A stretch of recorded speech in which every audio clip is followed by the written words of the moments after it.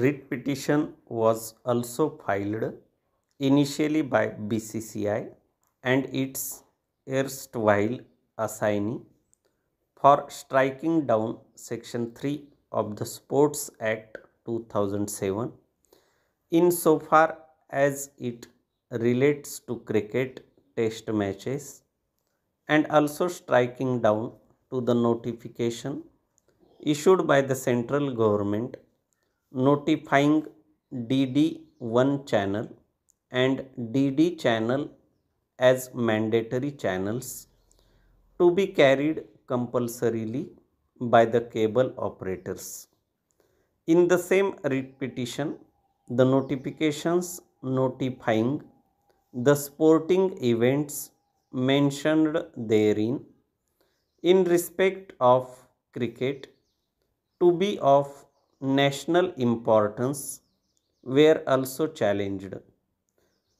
Also challenged is the order of the government of India by which clause 7.9 was added to the license agreement of DTH services. Clause 7.9 is in the following terms: the license shall carry or include in his DTH services the TV channels which have been notified for mandatory and compulsory carriage as per the provisions of Section 8 of the Cable Television Networks Act 1995 as amended, failing which the licensor shall be at liberty to take action as per clause 20.1 of this agreement. Subsequently, ESPN Software India Private Limited and Star India Private Limited had been impleaded as petitioner number 3 and 4 in the aforesaid writ petitions in view of media rights agreement as referred to above para. The aforesaid appeal and writ petition were allowed by the division bench by holding that on an interpretation of the provisions of Section 3 of the Sports Act 2007 and Section 8 of the Cable Act 1995, the signals received by Prasar Bharati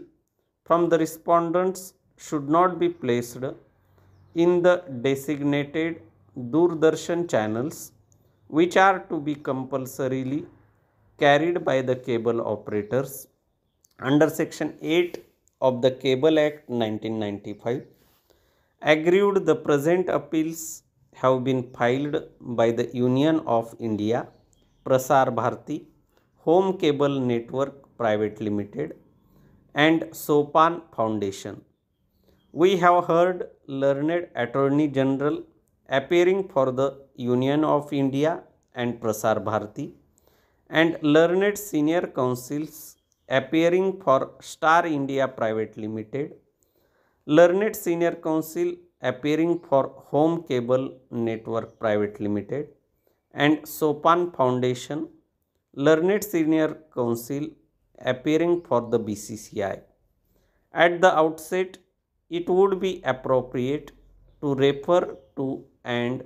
wherever the relevant statutory provisions as such para.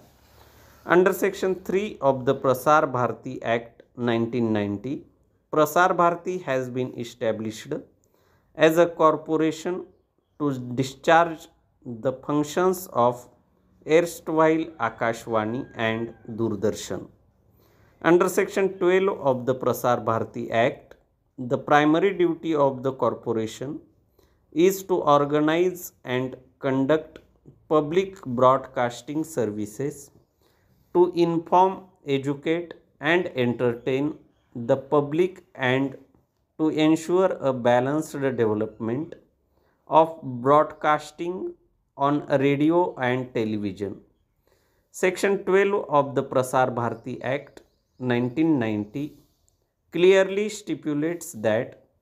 Prasar Bharati shall inter alia be guided by the objective of providing adequate coverage to sports and games so as to encourage healthy competition and the spirit of sportsmanship. It therefore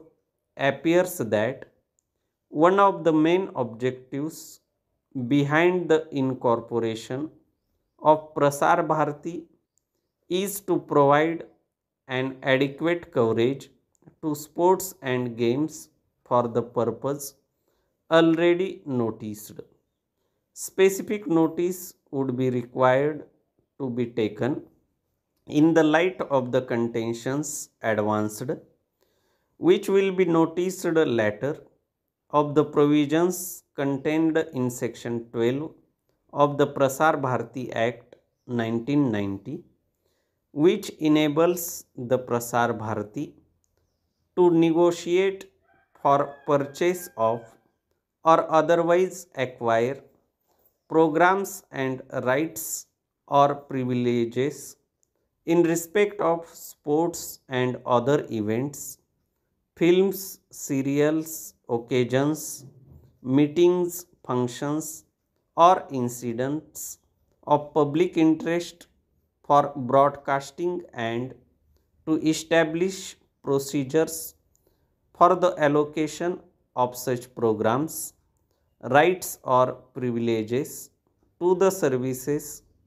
We may now turn to the provisions